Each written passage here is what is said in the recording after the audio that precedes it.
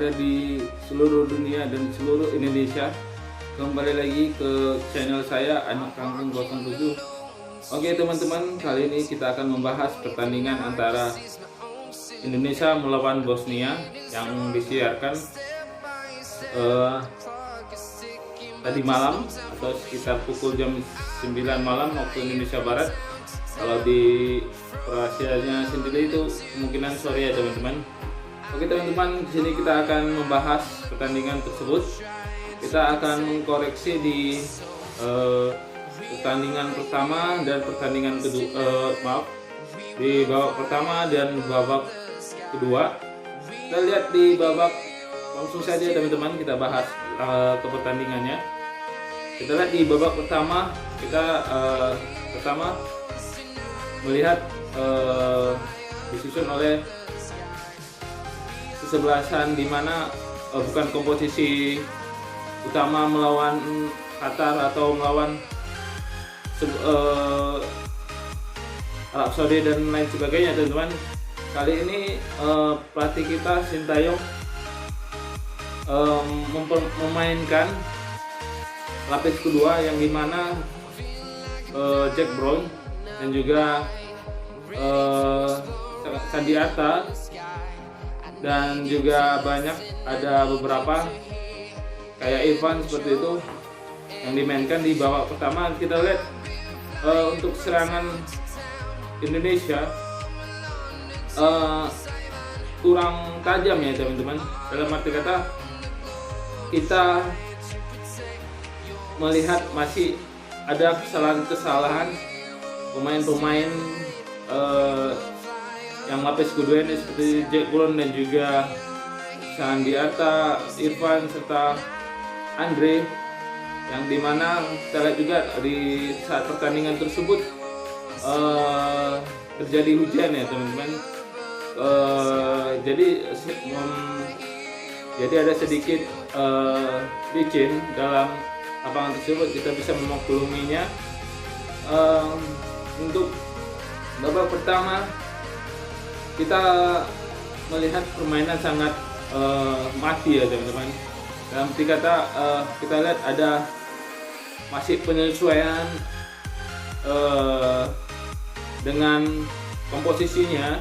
Seperti Jack Brown saya lihat masih demam panggung kata orang ya, masih gagap seperti itu, dan juga Sandiata dan juga Andre ya, dan juga Irfan ya. Kita lihat di babak pertama masih banyak ada kurang chemistry yang mungkin jam terbangnya akan ditambah seperti itu agar dapat menyesuaikan dengan rekan-rekannya. Kita lihat banyak kesalahan-kesalahan yang terjadi di babak pertama, dan ditambah juga kondisi hujan, lapangan licin seperti itu. Kita lihat di menit-menit, kalau tidak salah di menit 35 ya teman-teman, dimana umpan crossing dari tendangan bebas dari sudut sebelah kanan pemain timnas Bosnia mengumpan ke arah gawang, dan dimana di situ kita lihat terjadi gol bunuh diri ya teman-teman, dimana back kita timnas umur 19 grogi, dan juga ditambah lapangan licin, hujan, dan terjadilah sebuah gol bunuh diri yang dimana back kita di situ mau menghadang ya, tetapi terjadi gol bunuh diri seperti itu. Kita lihat juga untuk sisi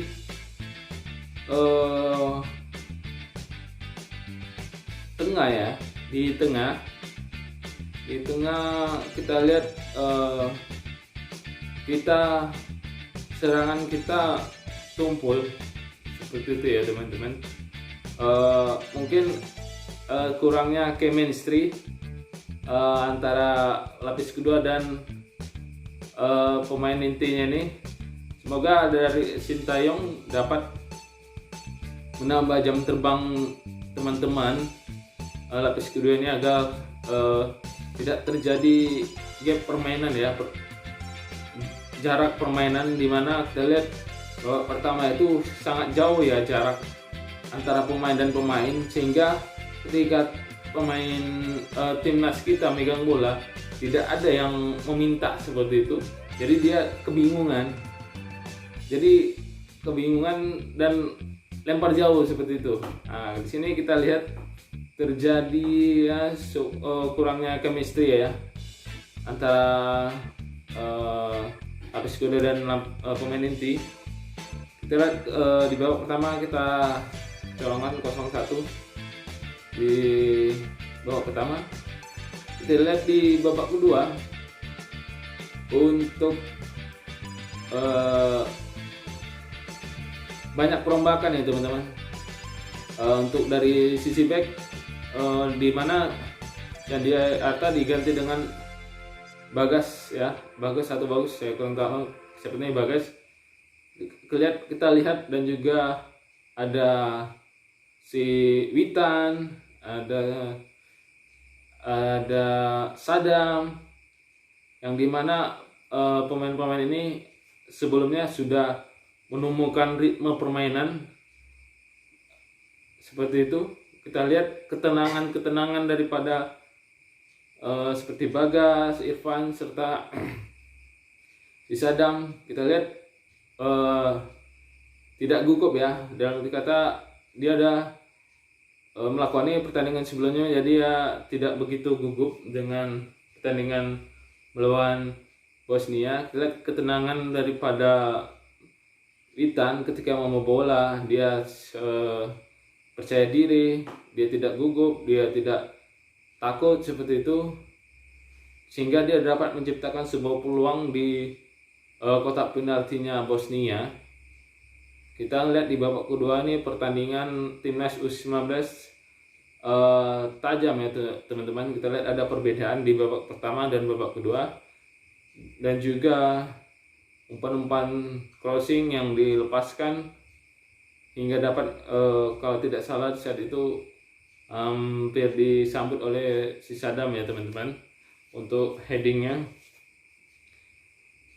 Kita lihat ada gap jarak atau perbedaan di babak pertama dan babak kedua ini.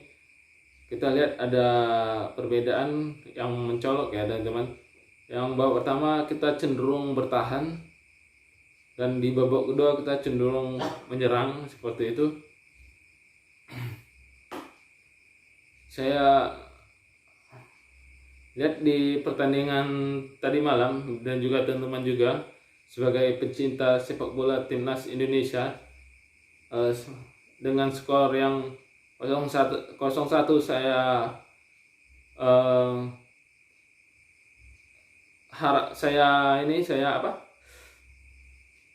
dengan skor 0-1 ini itu tidak mencolok ya teman-teman.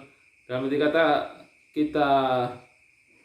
postur kita tidak terlalu jauh ya untuk postur badan saya lihat dengan Bosnia dan timnas U19, karena di timnas U19 ini dengan pandangan saya hampir merata ya untuk tinggi badannya, tapi ada beberapa yang di bawah standar dalam sebuah pertandingan internasional untuk tingginya, tapi itu punya kelebihan masing-masing.